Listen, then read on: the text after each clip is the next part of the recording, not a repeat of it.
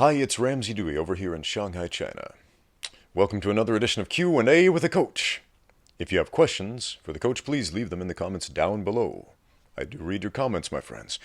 Today we have a very long question. Got a long email from our friend Mari, who told me a bit about his life story. He's in 10th grade. When he was younger, he got beat up all the time because he was small and weak.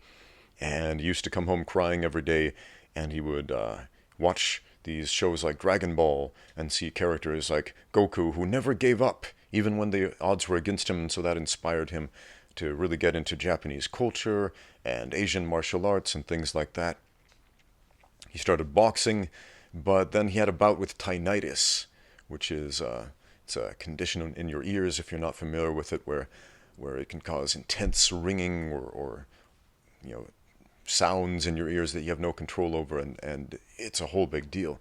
So Mari, if you're watching, as far as tinnitus related issues go, I strongly recommend go check out our friend Quan Kicker, Micah Brock over at the Quan Kicker channel.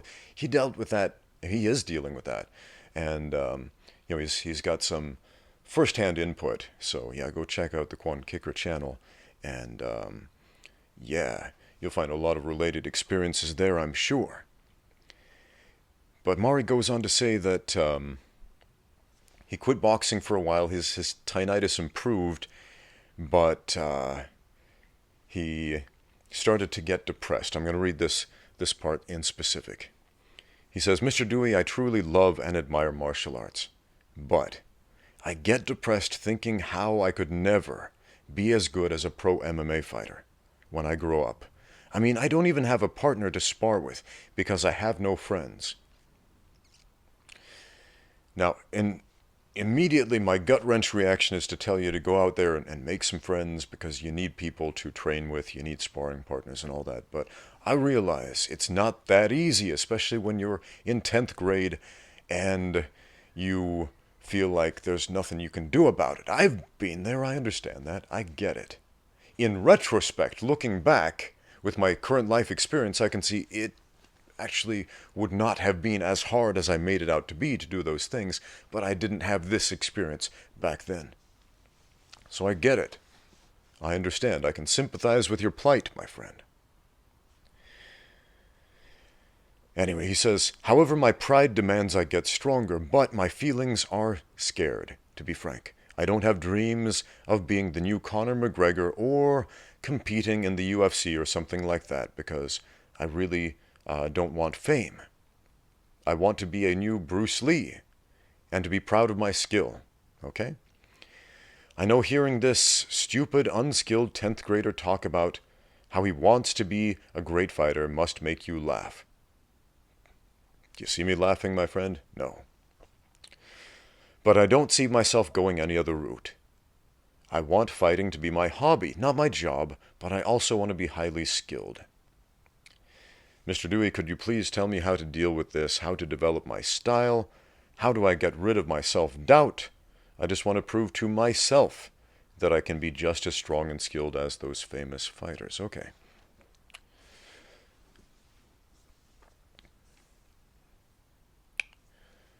It's a different thing trying to prove something to yourself versus trying to prove something to others. And it is also a radically different thing to try to measure up to someone else as opposed to measuring up to you.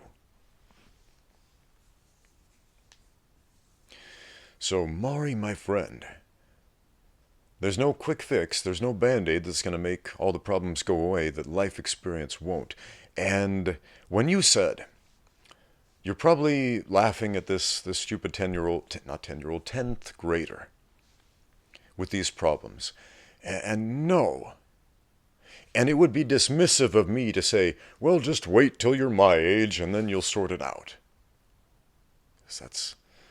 That is extremely dismissive. And in my opinion, disrespectful, but more so. Getting older is a gift that not everybody gets. When you are young, when you're in 10th grade, when you're a kid, a short amount of time is a significant portion of your lifespan. When you're in your 40s like me, and you have less potential life to live, but more memories to look back on, more experiences, and you think a year, that's not that much time. But when you're a kid, it seems like an eternity, because it is a significant percentage of your life.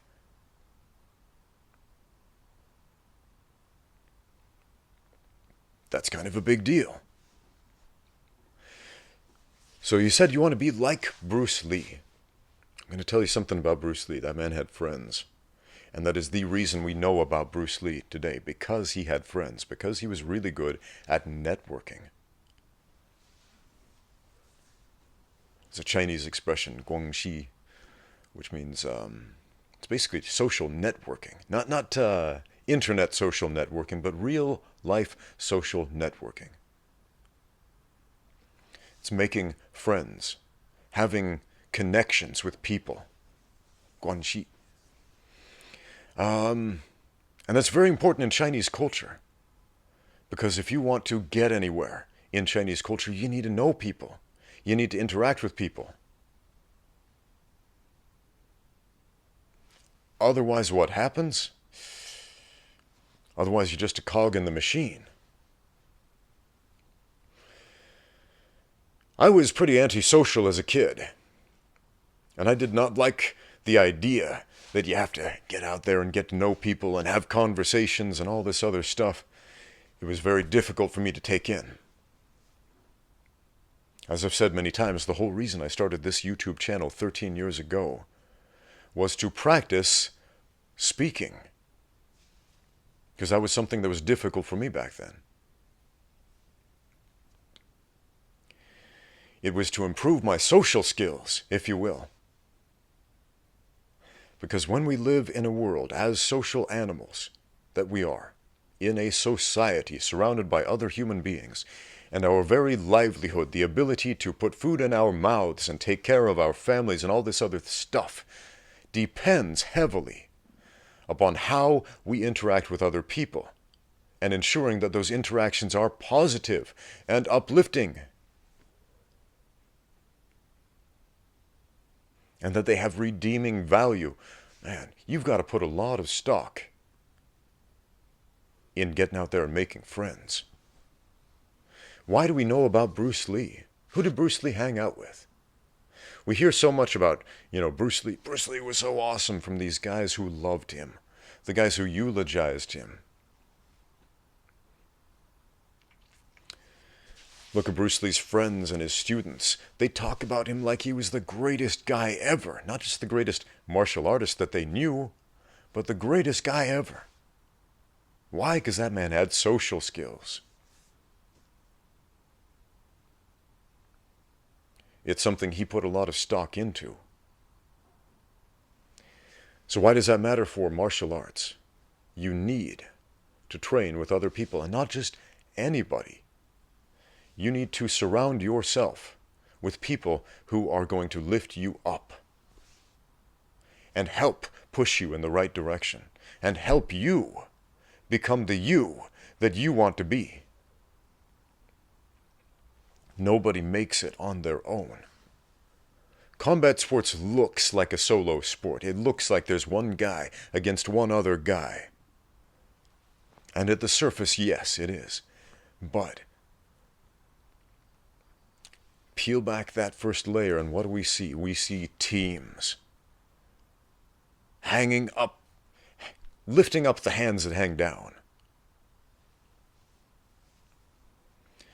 We see teams pushing each other, teams helping each other, teams teaching each other and coaching each other. Life, just like fighting, when we really peel away that superficial layer, is not a solo sport either. It is a team effort.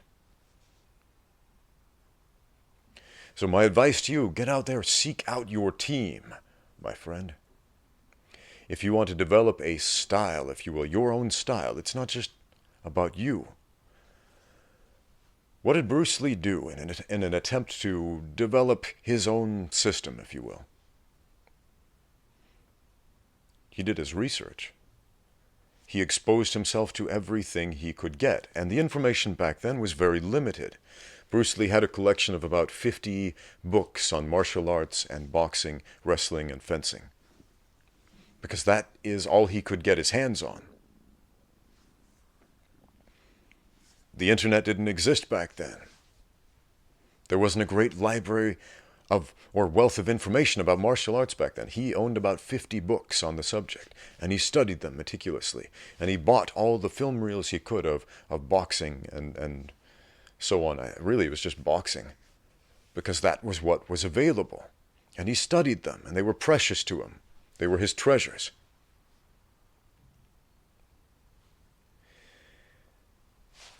Were these his own ideas? No. He's comparing and contrasting the available information of his era and bouncing these ideas off of real live people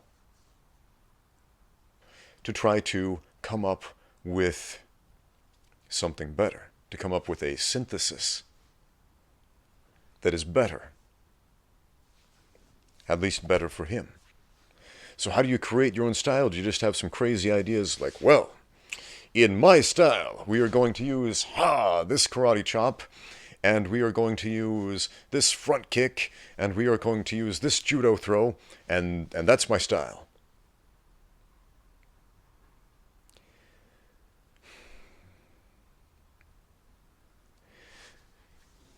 If you want to be the best you can be, expose yourself to everything that you can. You are at a huge advantage that Bruce Lee never, ever had.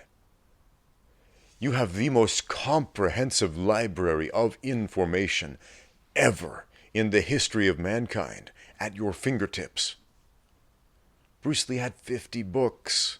Pen and paper books. No, not pen and paper, but print on paper books. That's it. He had a couple of film reels. That's it. And with that information and with his friends, he became a legend. Think about what you can do. You have more resources than Bruce Lee had.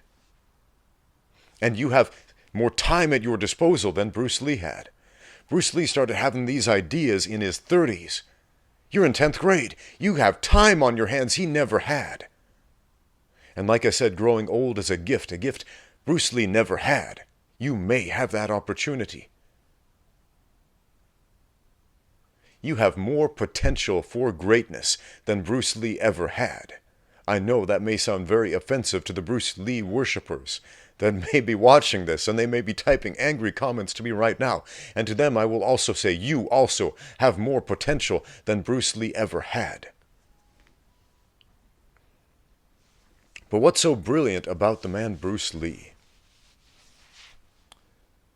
There are so many things about Bruce Lee that I admire, and very few of them have to do with actual combat.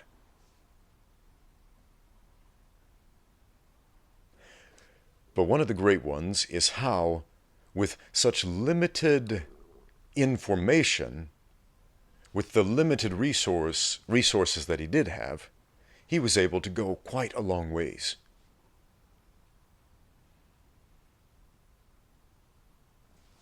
Do not sell yourself short, because the way that you can go,